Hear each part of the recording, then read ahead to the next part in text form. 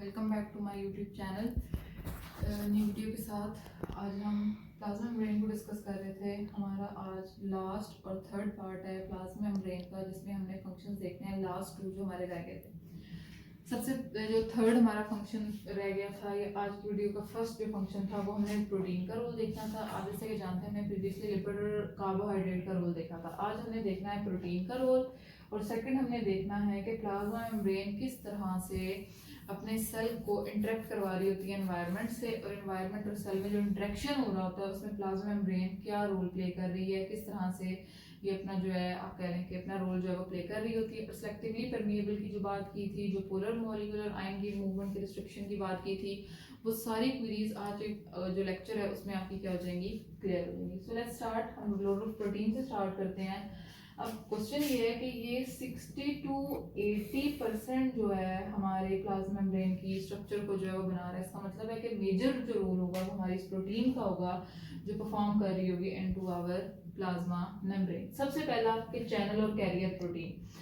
आपने ये बात याद रखनी है, कैरियर मैंने आपको बहुत दफ़ा जब भी वीडियो स्टार्ट होती है या जब भी हम कोई टॉपिक कवर करते हैं तो उसमें मैं ये बात लाजमी करती हूँ कि आपने जब भी कोई टर्म देखनी है उस टर्म में आपने ये बात लाजमी देखनी है कि अगर उसका कोई हेडिंग है या कोई वर्ड है, क्या हमें वो कोई मैसेज कन्वे कर रहा है, क्या हमें कोई इन्फॉर्मेशन प्रोवाइड कर रहा है। तो आप देखें कैरियर यानी कि किसी चीज़ को कैरी किया हुआ है।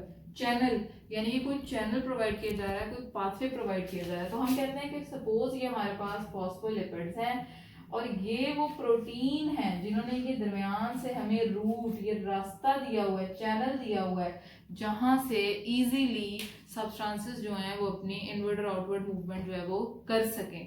तो हम कहते हैं कि कुछ हमारे इस लेयर के अंदर चैनल प्रोटीन्स होती हैं जो कि अलाउ कर रही होती है। चैनल उन्होंने बनाया हुआ था, पाथवे दिया होता है जहां से मूवमेंट ऑफ मॉलिक्यूलर आयन, जिसको ये फॉस्फोलिपिड लेयर अलाउ नहीं कर रही होती, वो चैनल प्रोटीन जो है फैसिलिटेट करते हैं। कैरियर प्रोटीन क्या है? कोई से हमारे पास एक मॉलिक्यूल है जो इस चैनल प्रोटीन से भी मूव नहीं कर पा रहा, बाकी फॉस्फोलिपिड्स भी इसको अलाउ नहीं कर रहे, ग्लाइकोलिपिड और ग्लाइकोप्रोटीन की हेल्प से भी कोई काम नहीं बन पा रहा, क्योंकि हमने कहा कि सेल सरफेस मार्कर है। तो क्या होगा, कोई एक स्पेसिफिक प्रोटीन आएगी, वो हम आप कह लेंगे इसके साथ अटैच हो जाएगी। अटैच होने के बाद वो क्या करेगी, कोलैबोरेट करेगी उस प्रोटीन के साथ जो कि सरफेस पे मौजूद होगी, और अलाउ कर देगी इस पार्टिकल को कि इजीली क्या कर जाए, इसके अंदर मूव कर जाए। इसी तरह सरफेस के ऊपर भी नॉर्मली जो कैरियर प्रोटीन की मैंने बात की, सरफेस के ऊपर ही मौजूद होती हैं, जो फैसिलिटेट कर रही होती हैं इन मॉलिक्यूलर आयंस की मूवमेंट को। तब आपको क्लियर होता जा रहा होगा जो पोलर मॉलिक्यूलर आयंस हैं वो किस तरह से क्या कर रहे होते हैं, मूवमेंट कर रहे होते हैं इनटू और आउट ऑफ द सेल। उसके बाद आ जाता है एंजाइम्स। एंजाइम्स जो हमारे पास होते हैं प्लाज्मा मेम्ब्रेन में, जितनी भी एंजाइमेटिक एक्टिविटी हो रही होती है, एंजाइमेटिक रिएक्शंस हो रहे होते हैं, जो कुछ भी एंजाइम्स प्ले कर रहे होते हैं अपना रोल। हमने पढ़ा कि फ्लूइड जो है वो फैसिलिटेट कर रहा होता है एंजाइम की एक्टिविटी को, क्या कर रहा होता है, पीएच को मेंटेन वगैरह रखना और बाकी सारा। तो हम कहते हैं कि जो एंजाइम्स हैं वो क्या कर रहे होते हैं,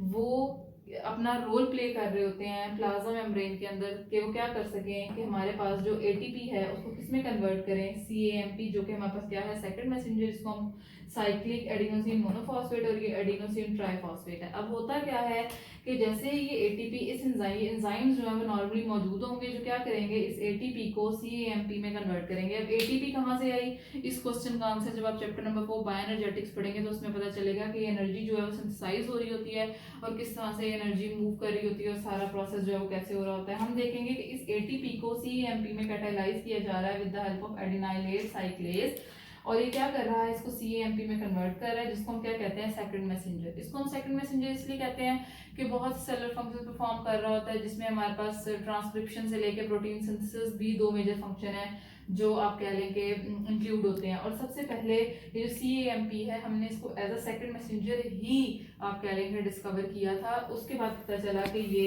आप कह लेंगे साइक्लिक एडिनोसिन मोनोफॉस्फेट है, और इसके अलावा इसके और भी डिफरेंट रोल्स हैं हमारे सेल के अंदर। अच्छा, जिसके बाद रिसेप्टर मॉलिक्यूल्स, हमारा ये जो प्रोटीन है ये आप कहें कि ये हमारे पास जो रिसेप्टर मॉलिक्यूल्स के तौर पे भी एक्ट कर रही होती है।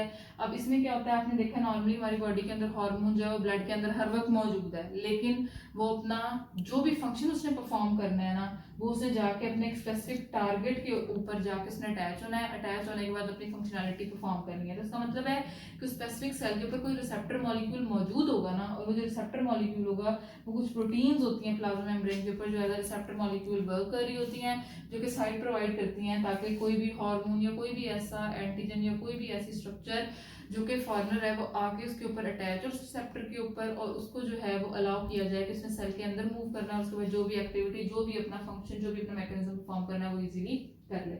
उसके बाद हम कहते हैं कि हमारे पास नॉर्मल जो रिसेप्टर्स हमारे पास आ जाते हैं वो ग्लाइकोलिपिड्स आ जाते हैं नॉर्मली हमारी जो प्लाज्मा मेम्ब्रेन के अंदर होते हैं। उसके बाद एंटीजेंस भी आपको पता है कि हमारे पास क्या होते हैं, प्रोटीन्स होते हैं, और कोई भी आउटर आप कह लें कि पैथोजन वगैरह एंटर हो रहा है उसके साथ इंटरेक्ट करना, उसको आइडेंटिफाई करना, उसको स्पेसिफिक साइट तक लेके जाना, उसको अलाउ करना कि उसने एंटर होना है, उसको इनगल्फ करना है, कि उसका फेट क्या होगा, वो सारा कुछ भी क्या हो रहा होता है प्लाज्मा मेम्ब्रेन के ऊपर जो प्रोटीन्स अटैच होती हैं वो डिसाइड कर रही होती हैं। लास्ट हमारा टॉपिक है regulation of cell interaction with the environment, यानी कि ये जो प्लाज्मा मेम्ब्रेन है किस तरह से एनवायरनमेंट और सेल के अंदर इंटरेक्शन डेवलप कर रही होती है, कैसे इस इंटरेक्शन को रेगुलराइज किया जाता है, रेगुलेट किया जाता है। सबसे पहले वो कहता है कि हमारे पास जो ट्रांसपोर्ट है वो किस तरह से कंट्रोल हो रही है। सबसे पहले हमने कोई न्यूट्रिएंट ऑब्टेन करना है, हमने एंडोसाइटोसिस पढ़ा, कोई भी न्यूट्रिएंट ऑब्टेन करना है, किसी भी चीज को एक्सक्रीट आउट करना है, कोई वेस्ट प्रोडक्ट है, न्यूट्रिएंट हमने ले लिया, उसके जो एसेंशियल थे वो हमने इनटेक किए, और अब वेस्ट प्रोडक्ट हमारी बॉडी में मौजूद है। अब उस वेस्ट बॉडी को जो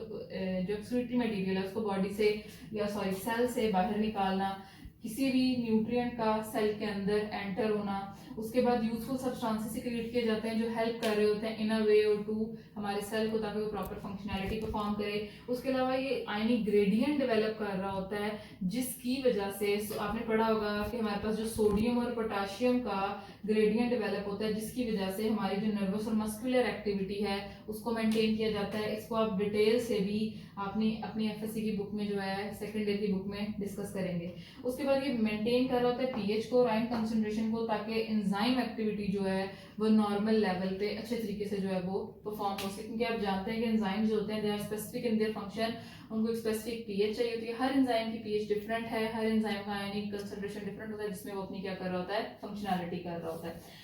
अच्छा जी, उसके अलावा ये क्या है, मेम्ब्रेन सेलेक्टिवली परमिएबल, यानी कि कुछ को तो अलाउ कर रही है लेकिन कुछ को अलाउ नहीं कर रही होती। वो कहते हैं कि जो डिजोल्व सब्सटेंसेस है उनको ये अलाउ कर रही होती है, लेकिन कुछ अदर ऐसे होते हैं जो डिजोल्व नहीं होते, यानी कि लिपिड्स के अंदर डिजोल्व नहीं होते, उनको ये अलाउ नहीं कर रही होती। जो लिपिड के अंदर डिजोल्व है वो इजीली क्या होंगे, मूव कर जाएंगे हमारे आप कह लें कि प्लाज्मा मेम्ब्रेन के अंदर। कुछ ऐसे भी होते हैं जो डिजोल्व फॉर्म में मौजूद होते हैं जो इजीली आप कह लें कि मूव कर जाते हैं, एंटर हो जाते हैं, उनको भी हम कहते हैं कि हमारा यही है कि सिलेक्टिवली परमिएबल है, डिजोल्व सब्सटेंसेस को अलाउ कर रही है, लिपिड डिजोल्व को भी अलाउ कर रही है। न्यूट्रल कुछ गैसेस होते हैं, न्यूट्रल सब्सटेंसेस होते हैं, कुछ स्मॉलर मॉलिक्यूल्स होते हैं गैसेस जैसे ऑक्सीजन, कार्बन डाइऑक्साइड, उनको भी अलाउ कर रही होती है कि अंदर इजीली जो है वो सेल मेम्ब्रेन के एंटर हो जाएं। उसके बाद हमारे पास आ जाता है जो अदर ट्रांसपोर्ट्स होती हैं, इन सब के अलावा जो केस रह जाते हैं उन ट्रांसपोर्ट को फैसिलिटेट किया जा रहा होता है इन 4 मैकेनिज्म से, जो कि हम ऑलरेडी लास्ट क्लास में डिस्कस कर चुके हैं। एक एक्टिव ट्रांसपोर्ट और एक है पैसिव ट्रांसपोर्ट। एक्टिव ट्रांसपोर्ट क्या है, एनर्जी यूजेज से, और पैसिव ट्रांसपोर्ट क्या है जिसमें एनर्जी का यूज नहीं होता। और एक्टिव ट्रांसपोर्ट में एंडोसाइटोसिस और एक्सोसाइटोसिस आ जाएगा, और पैसिव में हमारे पास ऑस्मोसिस और डिफ्यूजन आ जाएगा।